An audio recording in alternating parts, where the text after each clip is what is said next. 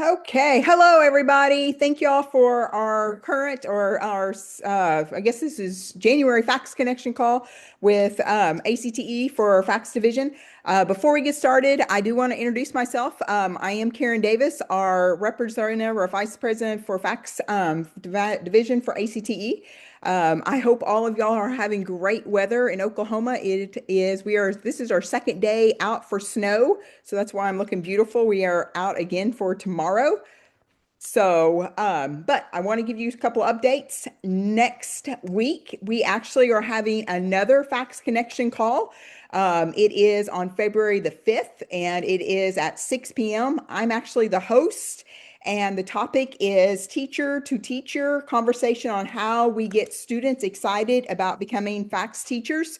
If you have not seen the address to sign up, let me know. Send me your name, and I will send you the address to get signed up. Also, a couple other things is that ACTE is now taking presentation applications for the 2026 vision. And you have received an email application on this. This is due March the 15th, and ACTE Vision this year is December 2nd through the 5th in New Orleans. And it is also our 100th anniversary for ACTE. So it's going to be quite the wingding. And our last announcement is on February the 17th at 7 p.m. Eastern. FCS is also having a Zoom call, and it is over the overview of facts in industry, and it's exploring careers beyond education. So if you're interested in that call, also send me a email, and I'll be happy to send you the address to get signed up for that. So those are my three updates. Now, we have a very special guest on today. We have Gayla Randall. She is the state administrator for Montana. She's been very involved in our organization, she's been involved in FCCLA. I've known her throughout the years, and I've also got to know her with Windows Wear when I actually attended the workshop 2 years ago in New York. She is on our policy committee for the Fax Policy Committee.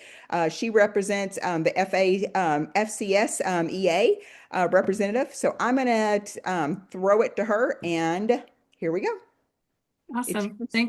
Thanks, Karen. Uh-huh. I can't see the chat box, so will you please monitor that for me?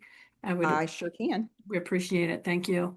Hi, everyone. I'm excited to see you here today.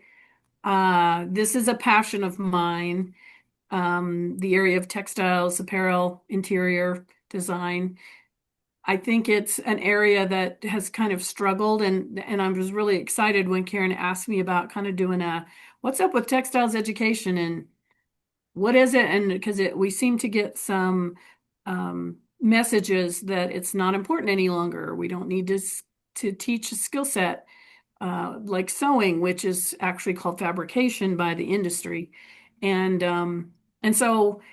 I started reaching out to some individuals and asking questions and saying, are you interested in doing this? And we need, I think we could partner together and do this, just kind of on a side note, just to kind of save this content field. And so what I'm going to do is share some things with you this evening to kind of start you thinking about, do you think this is why we are in a place where we are now? And then I'm going to end with asking you, what can we do? What's our next steps? How can we build the messaging that I'm planning to share with you tonight? So this is an open discussion.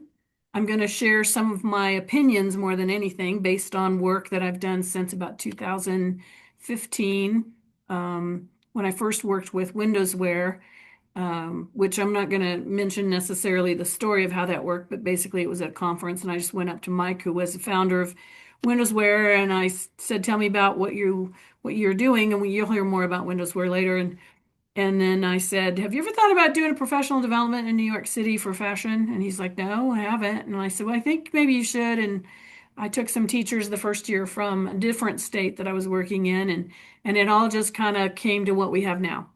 but it's just a matter of asking questions and trying to make partnerships. So our open discussion is about why fashion apparel and textiles, why is it devalued right now, or it appears to be devalued? What is the textile truth of that message? How do we know? And then what can we do now? What can we do as a follow-up? So I'm just going to like hop right in, and I'll try to remember to stop every once in a while, Karen, to see if we have any comments or questions or anything that people want to share, because I do want this to be an open discussion. Or even if they just want to open their audio and buzz in, I'm okay with Yeah, that. that's fine too. That's fine too. Um, so why it's devalued? I have a couple concepts, and I think maybe have led into this feel that it's not a skill set that's needed any longer. But I first want to start off and say, um, the textile, fashion, apparel industry is very fragmented.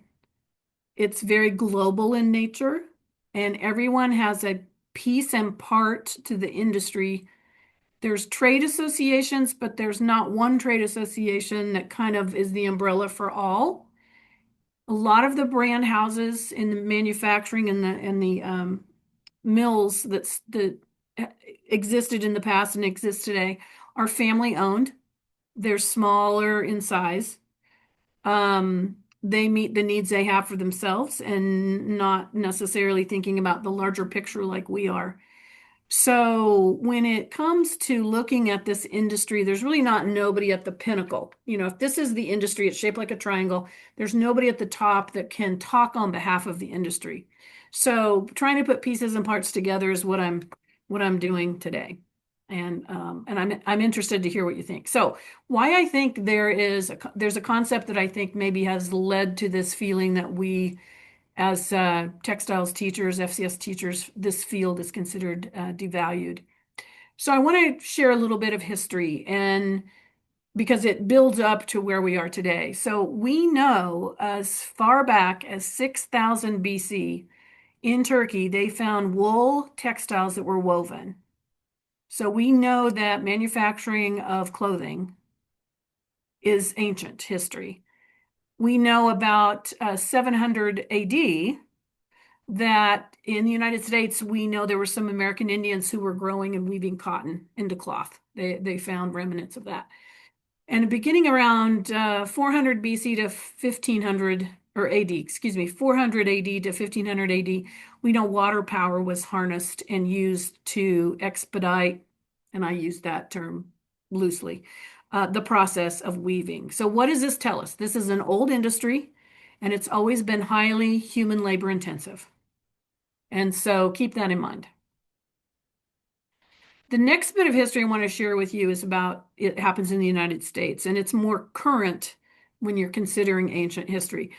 But almost just before the year 1800, textile mills were being built in Massachusetts, and they grew in about 50 years to employ thousands of people that to make textiles.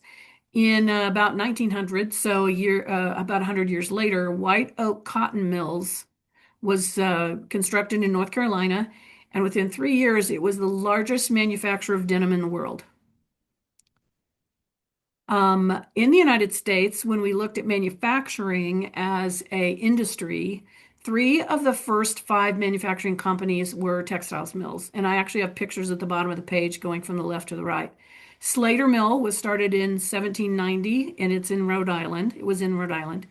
The middle picture is Boston Manufacturing, which was in Massachusetts, makes sense, and that was 1813. And then Pierce was started in Kentucky in 1817, and it actually is still in operation today. So what does this tell us? It tells us that textiles was the backbone of the U.S. economy, and it is the reason why we have a manufacturing foothold, and it's the reason why anything manufactured is called fabricated. That came from fabric. Just think that little piece of information is kind of interesting. Today, what we know is that beginning in the 1960s and went into the 1970s, it really hit heavily then. Manufacturers started to remove the production offshore of apparel and textiles. So we have the textile product itself being manufactured, and then the textile being used to make apparel. That was all starting to be moved offshore. And in 1994, we have something some of us remember called NAFTA, or the North American Free Trade Agreement, and it expanded the ability to move factories to Canada and Mexico. But most of our manufacturers went Mexico that hadn't already left. And the main driver of this was basically to decrease labor costs, and that increased their profitability. Um, at about the same time, the consumers embraced the idea of having lower costs more than made in the USA, because prior to that, most everything was made in the USA, and that didn't seem to be a factor anymore when companies started to make the move. By early 2000, we had our initial career clusters that were developed, and there was no fashion apparel or textiles directly identified. It was indirectly listed under arts and design in only one career, and that was fashion design. So, what does this appear to tell us? That all the jobs left, that consumers care more about price than where their clothing comes from. It's not a viable industry, so we don't need to include it in CTE. Now, again, what does this appear to tell us are my opinion. But based on the other parts that I shared and what I learned, I think those are some valid points to consider. Especially since, like I said, we don't have anyone speaking on behalf of the industry to share if there's any other information. So now we have a second concept that I want to explore. And then I want to stop and have some conversation about what do you think? So the second concept I want to explore is this. So my question to you is, looking at these series of photographs, which of these is not part of the textile, apparel, and fashion industry?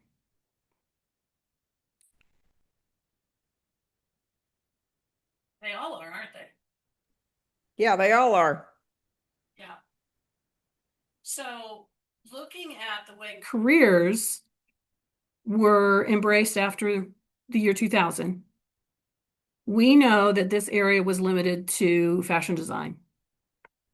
So we had a lot of areas that were no longer embraced, no longer seen as part of our career clusters. Um, why were there missing components? Well, it was likely due to a lack of full understanding of the industry, and the industry wasn't available to set the record straight. Or when questions were asked about, well, where is textile manufacturing, or where is the consumerism piece fit? And what happened was the response was they said, well, manufacturing of textiles falls under manufacturing. And the retail sales and merchandising of fashion goes under retail and merchandising under business. But that created a problem because reassignment didn't mean that textile connections were made. For example, in the two states that I've had experience in, manufacturing has been linked with welding. And that's been primarily the extent of manufacturing. It doesn't mean welding is bad. It just means they're not making the connection that there are mills still today that are making textile products in the United States. And that there's a skill set that we provide that connect to that. It also resulted in a misunderstanding that led to the feeling that the field was small. It was only the sewing, the designing, the prototyping, and that was it for our industry. So, misunderstanding led to, again, in my opinion, discontinuation of programs at the high school level, at the collegiate level, and therefore students are lacking exposure. So they don't even consider those professions because they don't know the depth or the wealth necessarily. Some schools have retained it, but not as they used to back when we had more of a national understanding. So I want to stop just a minute. I want to see if anybody has any comments related to that they want to make before I go on to what is the textile truth. What do you think? Do you think some of that is truthful and why it's devalued right now?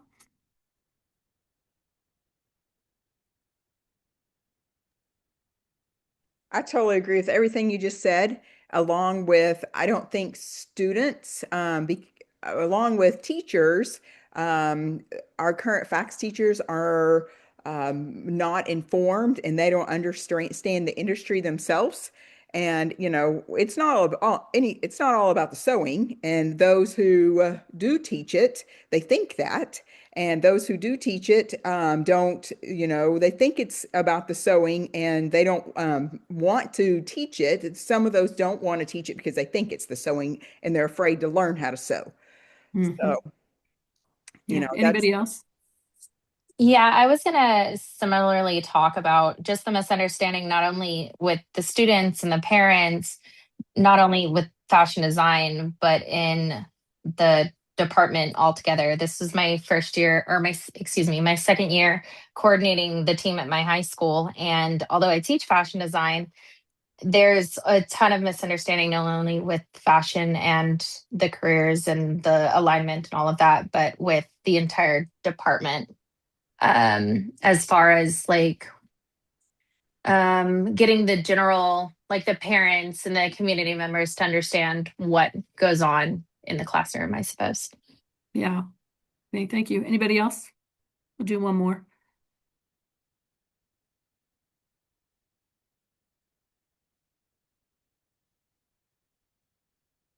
Anybody else want to share anything? This is Marit from Haver, and I totally agree with everything you said, and I appreciate the background and how that just gives us more to talk about. And the whole fashion part, I when I teach sewing, I just teach the skill of mending and upcycling or recycling, so just to reduce that textile waste. So I like to hear that we should expand beyond the fashion and just I mean I guess I sometimes I could be too practical. So I like the whole idea of what you just said. I appreciate that. Thank you. Awesome. Thank you. So I think what's really interesting is I've talked to a number of industry agencies and organizations and nonprofits, um, everyone seems to have a very similar belief, is that a basic foundation of understanding the breadth of the industry, and if the two skill sets students really need to have kind of a working knowledge of, that's textile characteristics. So what are the benefits of this textile product over this one? How does it perform? Why do we have hybrid fibers where like polyester and cotton are blended? Those types of things. And basic fabrication. So what is a pattern? What is the weft and the warp uh, yarns in a textile, and how does that apply to how it, just the basics of fabrication or sewing, um, is something that all of the areas in this industry has a connection to, but it's more than that. So I appreciate the comments you made. So I'm going to go on now and talk about some truth of this industry. And again, it's just me and my opinion, looking and talking and trying and reading and trying to put pieces and parts together to speak on behalf of the industry, which, like I said before, I don't really have the official title to do, but I think it's important that we all kind of be on the same page and try to build some support. So here's the textile truth. So first I want to start off with looking at the three words: fashion, apparel, and textiles, in what it actually is. So apparel is clothing. It includes the design, the supply sourcing, the prototyping, the ordering, the production, the distribution, the marketing, retailing, and sales. It's not just the design. It's much bigger than that. Fashion is actually bigger than apparel. So it includes apparel, but also outer and underwear, shoes, handbags, jewelry, styling, branding, cosmetics, hair items, social influencers, culture, and buying to build a personal brand. So it's that what you're wearing is an extension of who you are, but everything that has to do with the entire look, if you will. Textiles is the product that is used to manufacture or or fabricate apparel. And it's highly linked with fashion because textile products include the development of the product itself and who the intended use is. Is it apparel? Is it interior? If it's interior, is it residential or for commercial use? If it's a textile used in automotive, like to cover seats, is it medical textiles that's used from the gowns to the sheets to the fabrics that they have that they actually use to bind wounds? And the military and everything the military needs that's made out of textiles. It's the designing itself. It's the color. It's the finishes. It's the texture that's built within it. It's the desired textile characteristics that's based on the product that you're going to use and how it's going to hold up. So that's based on, is it a natural fiber? Is it a synthetic? Is it a hybrid of the two? It's also then the manufacturing of the textile, the distribution of the textile, and the disposal of the textile, which is that recycle, which means you break it down to the molecular level, or in the natural fibers to the fiber level, and then you remake it into something else. You reweave it. Make it into yarn. Redesign is taking something that's already in existence and making it serve another purpose. So it's taking clothing that someone no longer needs and making that, which was a dress, into, say, a vest and a skirt, or making it into a little girl's dress or whatever. And then, of course, the other option is landfill, which we used to not think about. And now we're looking more at a sustainability in this day and age. And so I added the disposal onto the textile end because it really is something that's trending now in a more broader way. But then you have the consumer considerations. You have the wardrobe planning, the financial budgeting, the expression of self, the protection from the elements, the storage of clothing, the cleaning and caring for them, and the sustainability concerns, because it costs money when you just throw away things instead of try to reuse them or have a way to turn them back into a company that might want to recycle. And then the overarching comment that I wanted to bring up, and it really doesn't fit anywhere else, but we do have market saturation.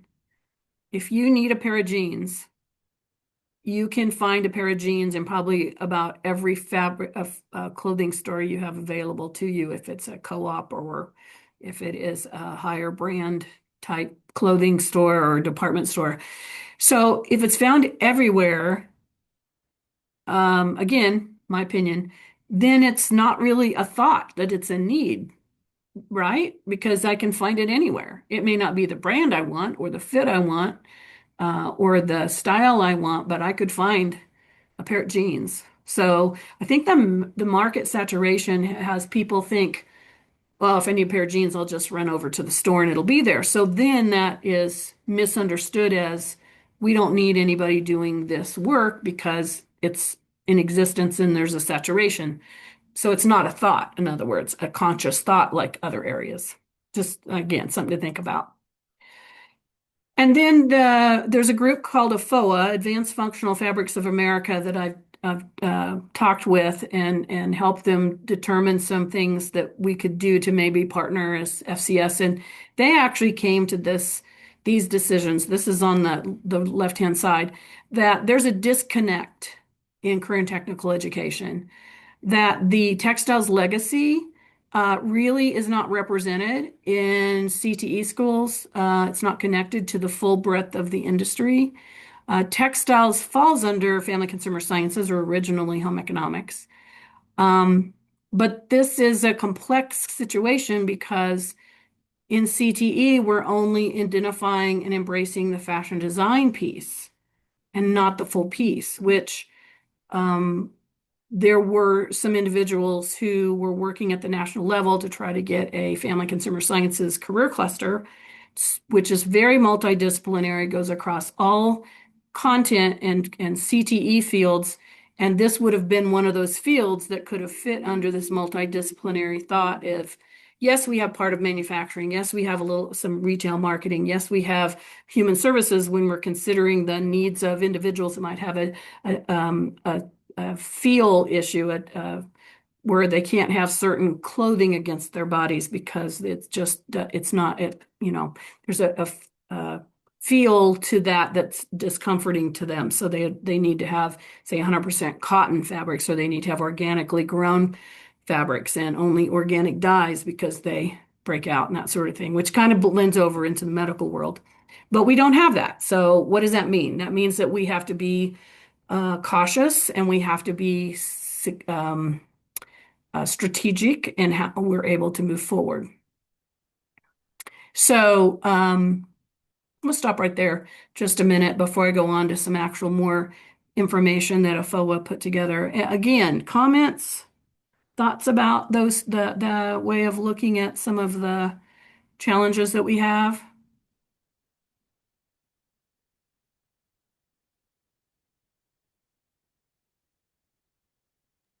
Gayla Jenny made a comment. It said, true, it will be under the AED in the 2024 National CTE clusters. However, with the cross pathway clusters of sales and marketing, as well as management and entrepreneurship, is now easier to integrate.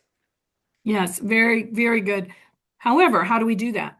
So think about that when we get back to what can we do next? What's our next steps? That needs to be something we bring up. So remember that comment so we can come back to that. Thank you. So the next few things are some slides from AFOA. They actually did a survey in 2024, and these slides, I have them referenced at the bottom of the page. This is what they came up with. And so it's the truth hurts, but let's go there because it's not all negative.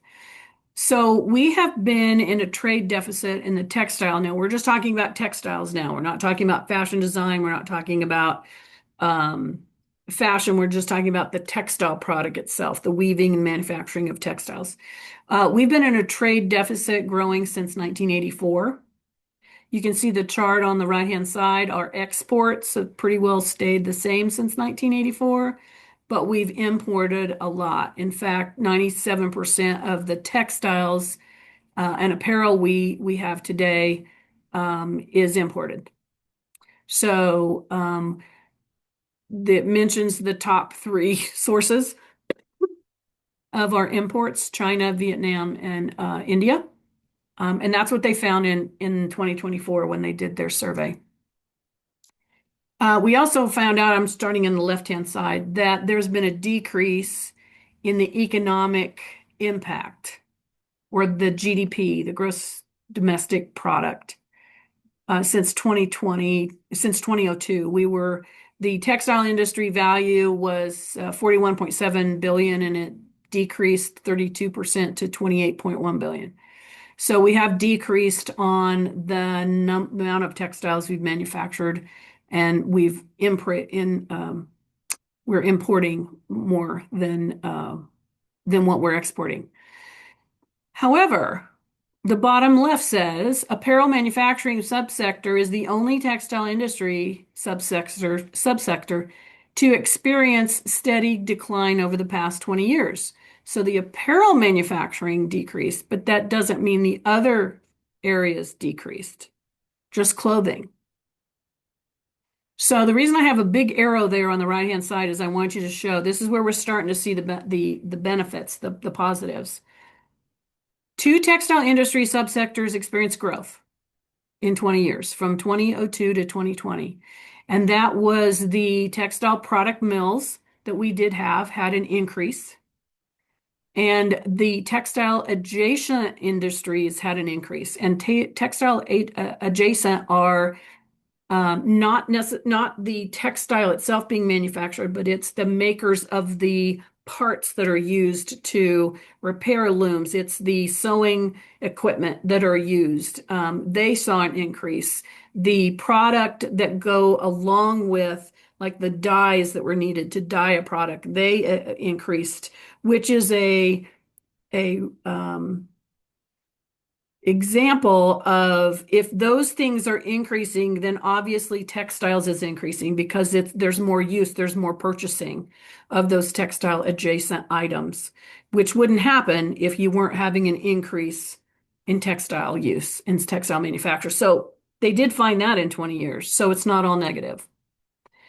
This is the study. It's a 6-page summary, actually, and I gave you a QR code there if you'd like to take that to download it.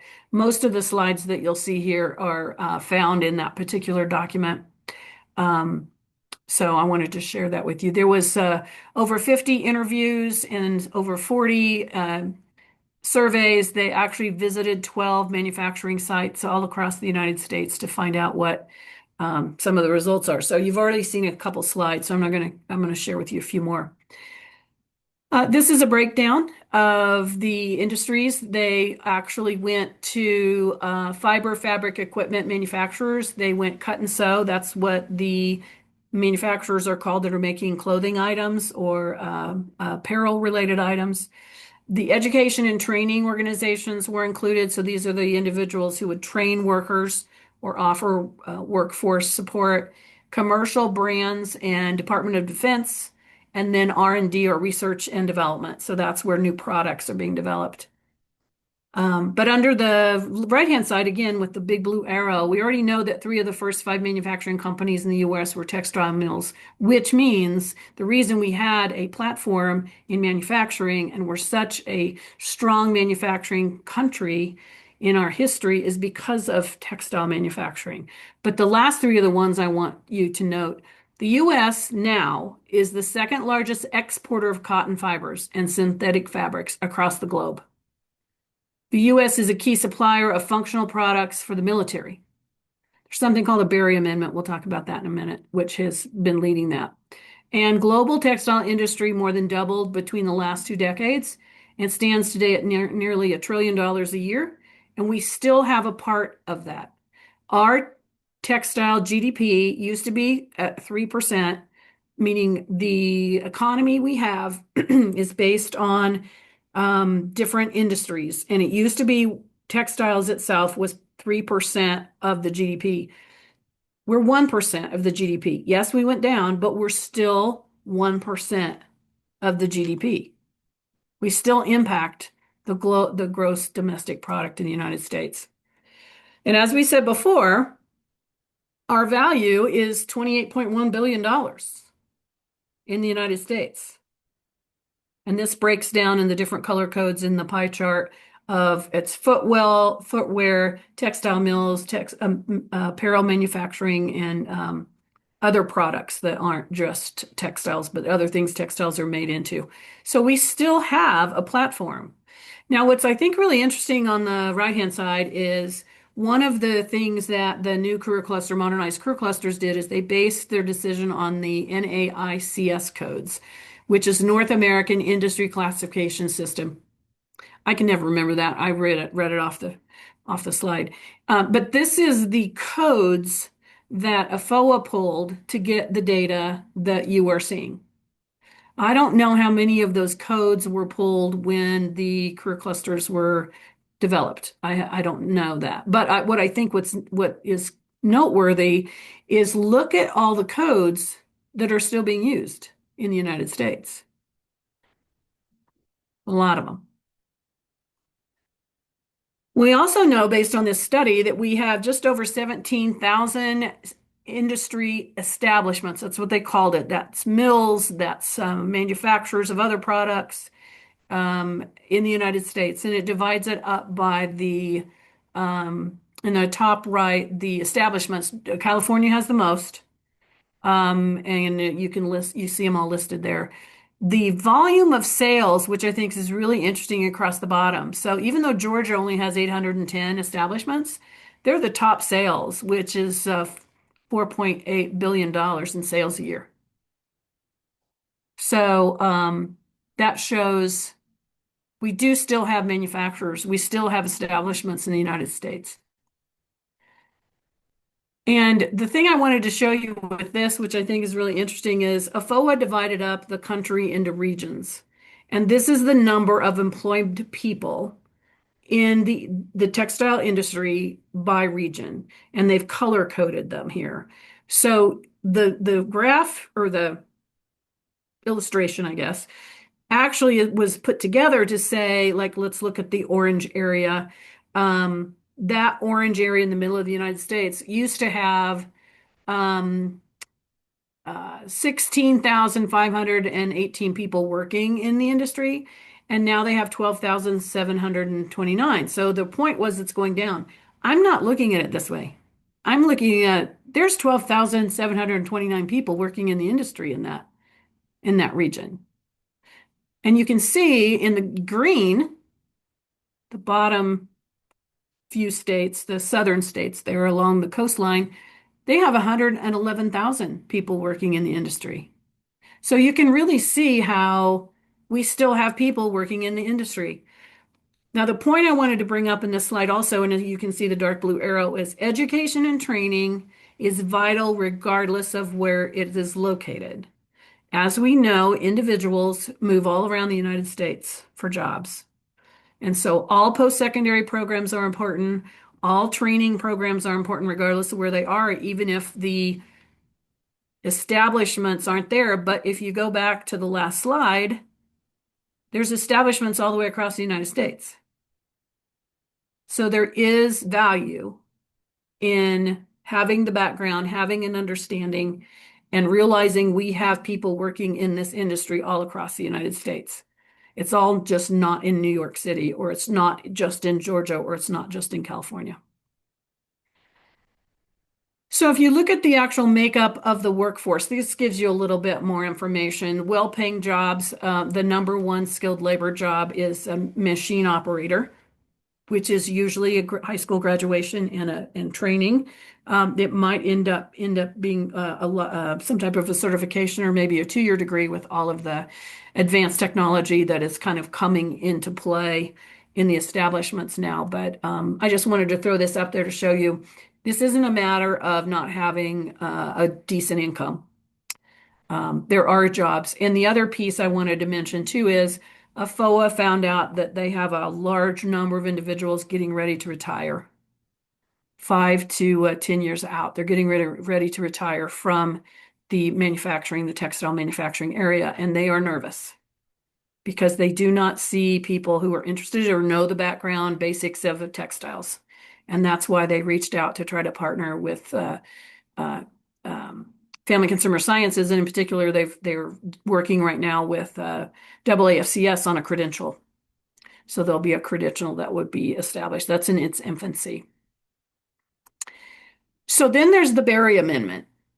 And the Berry Amendment, it was passed in 1994, and it basically said that it's statutory, so it's the law. The Department of Defense, when they have funds appropriated to them, can only be used to purchase food, clothing, fabrics, fibers, yarns, and other textile products, hand or measuring tools as well, that are grown in the United States. The whole process has to be made in the United States. They don't have a choice. So they're very nervous because the mills that are making their fabrics and then the apparel that is being made in those particular manufacturing plants are going to experience a transition of positions, and they are nervous of where they're going to find those individuals to be able to meet the Department of Defense requirement. It does maintain the security of the United States, making sure that we have access to the products we need for our soldiers and the work that they do in the military. So it's seen as very critical to the safety and security of the United States. But it's based on primarily the manufacture of the textiles and the products. So what does this tell us? Again, my opinion. Many do not understand the breadth of the industry, leading to misinformed decision making. Without an FCS career cluster, this industry was split apart, so it became invisible. But approximately $360 million is spent annually by consumers on clothing. There's 1.8 million people employed in 17,149 establishments. We still have 28.1 billion in manufacturing shipments from the United States, compared to 4.4 billion value added by fashion designers alone. Fashion designers are employed in about 34,000 businesses. That's not included in those numbers above. But the value of fashion designers, if we just keep just that component, is still bringing 4.4 billion into the economy, but manufacturing of textiles adds 28 billion. There's still about 340,000 manufacturing jobs here, and the growth is expected as retirements and company expansions happen. And they're good paying jobs without a 4-year degree. The Berry Amendment means that we have to make things in the United States, made in the USA. Customers are now starting to demand made in the United States. They're looking at labels. They're wanting to have things made in the United States. Companies are looking to onshore because there's been changing manufacturing climates in some of the countries they've been in. Um, Resource management, water controls, demands for higher pay for labor. And since they know there are some changes they need to make for their companies, they're making the decision to potentially move back onshore because they're going to have to do some changes to the manufacturing anyway, the way they do business. So we have partners who see FCS as having a vital role in addressing this industry, such as Advanced Functional Fabrics of America. And I want to share a little bit about what kind of some of the companies are doing now. But I want to stop and I want to get your opinion on um, what I just shared. What are you feeling right now?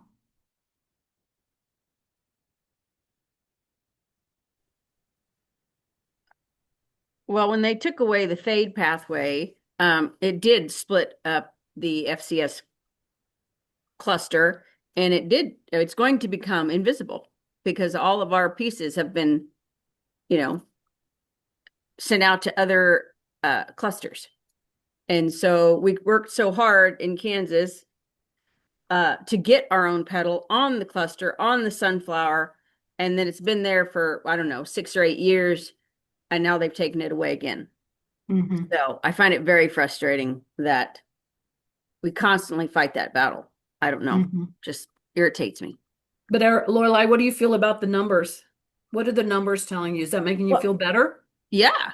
I mean, we're out there, but like you said, I mean, you weren't in some of our conversations, and I don't know if anybody else is on here, but in Kansas, we went toe to toe with our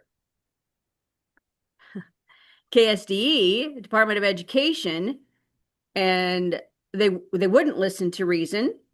We had facts and figures to back things up, but then they wouldn't consider this piece because, and I can't tell you what they were looking at, what book they were talking. It wasn't maybe it was labor bureaus or Bureau of Labor Statistics, or anyway, they wouldn't include our numbers.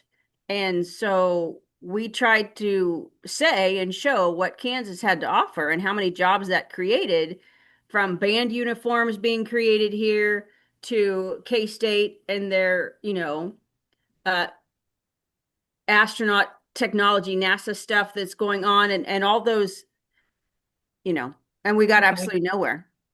Well, I think that's going to be helpful though when we think about our next steps is what can we maybe do with this information that I've shared. I'm looking at the time, and so I'm just going to suggest that we move forward. But I do think when I started looking at these numbers, I'm like, well, it's still there. We still have positions, we have companies, we have manufacturing, we have a need for the understanding and the introduction in our high schools because there are viable careers that are out there. So what can we do? And starting with our partners. So AFOA is Advanced Functional Fabrics of America. It's a nonprofit. It's has a mission to inspire, prepare, and grow a skilled workforce that aligns with the future, especially in the advanced textile industry. But they also have brand houses that they work with, Department of Defense, and those companies will share what their needs are. And then a FOA's job is to try to help advance the workforce and find ways to meet what they know their needs are to keep the industry viable and moving forward. One of the examples of things that they've done is they're actually trying to enhance the career and technical area education area by developing a Igniting STEM Passion initiative, and then also a toolkit that FCS teachers can use to include more information about the textile part of the industry. And that's being piloted now with full release in June, and AAFCS has agreed to provide a space for Robert Finnegan, who is the lead at AFOA of this work, to make an official presentation. So I wanted to share that. So that's AFOA. NASA, which, yes, is the NASA that's in Houston, Texas, has something called the Hunch Program, and they have a section called soft goods. If it's not manufactured as apparel, it's called a soft good. And so that particular product or opportunity does have high school students involved in sewing products meeting a certain specification. The items are then sent to NASA and they are reviewed. And if they're accepted that they've met the quality control measures, they're actually sent up in space for the space station. So NASA sees the connection to this industry as being vitally important. And then we have a group called Windows Wear, and they are more on the retail manufacturing branding side. They're in New York City. And they have a platform that's an industry platform that they have allowed FCS teachers who want to subscribe to it to be a part of, to have access to their records related to sales, brands, and development, more of the fashion end. And they actually have a summer event, which I gave you the QR code there. And they branched out. They actually have 2 days that focus on culinary and 2 days that focus more on fashion, but it's been expanded to include more of a modernized career cluster look. So the culinary side actually also talks about architecture, tourism and hospitality, speakers, visits, tours. And then the fashion area will talk about retail, textiles themselves, and then interior design from the area of uh, store design, retail floor space design. So I just wanted to give you the opportunity to know that there are some companies that are trying to support FCS and provide some industry aligned experiences, both as professional development, but then also experiences for your students through lesson plans or through like Hunch, which is project based. So the last thing that I was going to ask us to do is to share your ideas. And so I know it's about 20 after, so I'm only going to ask a couple people. I'm going to take some notes. I'm going to add them to the slide deck, and then I can send the slide deck to Karen, and she can share it with those of you that are attending this evening. So what are some ideas? What are the next steps that we could do to help spread the word and try to build more support across the board for fashion, apparel, and textiles education? Kayla, before we get started doing that, Jenny commented that she lives in an area that has minimal facts. We do have a one pathway and one industry partner that has now moved out of our high cost area. Students are still very interested in the pathway, but is really about fashion design area, not the merchandising. So. Okay. One of the things I did not mention earlier, and maybe this kind of fits under what can we do. I started off by sharing that most of the textile mills in the past and presently, as well as the branding and other fields related, are all small. So this is a huge entrepreneurship possibility. Meeting a niche market, a person can throw out their product at a flea market or on Etsy. And so it doesn't necessarily mean you have to meet a need of a mill that's next door or down the road. It could mean that the information is shared as an entrepreneurial venture, because that's how every brand house started, was one person with an idea, a small line, and then they built to what they are. So anybody else have any comments related to some ideas of what we could do? Presentations to give, people to talk to, things we should develop. I think we need to start with just the textiles, explaining, what are, the different weaves. What is a difference between a knit and a woven? So many people, teachers don't even know that anymore. Oh, you're looking at it from the classroom side. Yes. Okay. How about building support at more of the state level or federal level? Would it be nice? Do you think it'd be appropriate to have a fact sheet or a white paper or something about the industry? Yes, and also, a FOA. A lot of us don't even know what all these different industry organizations are out there. Okay. Anybody else? So Gayla, sorry, this is Mart. Uh-huh. It's hard to argue with those numbers that you shared. And I think even if people don't know a lot about, what we want them to know, most people, at the federal level, state level, they are looking at numbers.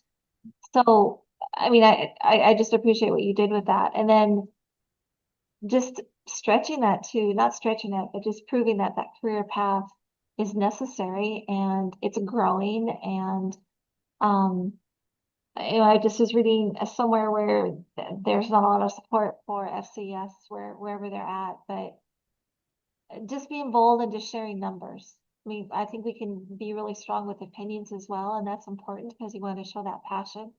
But it's hard to argue with those numbers. So I think Yeah. just show at board meetings and um yeah, just showing it whenever. Okay. So it's Awesome. hard to argue with numbers. Thank you. One more, and then I'll do my final slide and then see if we have any other questions. Any other ideas? I just wanted to share out that the resources that you've shared on these slides is extremely important and valuable for all of us to have about those partners of businesses that are, and organizations, profit, nonprofit that are out there. I oftentimes, some things, I'm in the Midwest, I'm in Iowa, and oh my gosh, there's not fashion. There's not fashion in Iowa.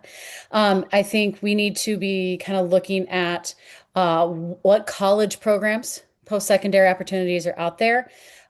We have a lucky partnership with Iowa State and their apparel fashion merchandising program, and they offer a lot of opportunities to connect students into the fashion industry, but also to look within your own communities. Recently, our school district partnered with a gentleman who is doing fashion. Unfortunately, they left out our textiles department and partnered with business for entrepreneurship.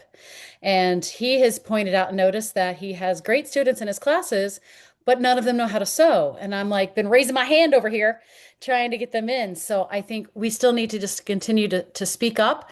And the resources that you shared tonight are extremely valuable. I feel that getting those out, I mean, even just being able to have access to your slides to present to my department in my school district would be a wonderful stepping stone. So thank you. Wonderful. Thank you. Uh, Yeah, oh, go ahead. we got one more comment. I'm in Virginia. This is from Amber. I'm in Virginia, and while we offer fashion across the state, but it is few and far between. I'm trying to get something going here.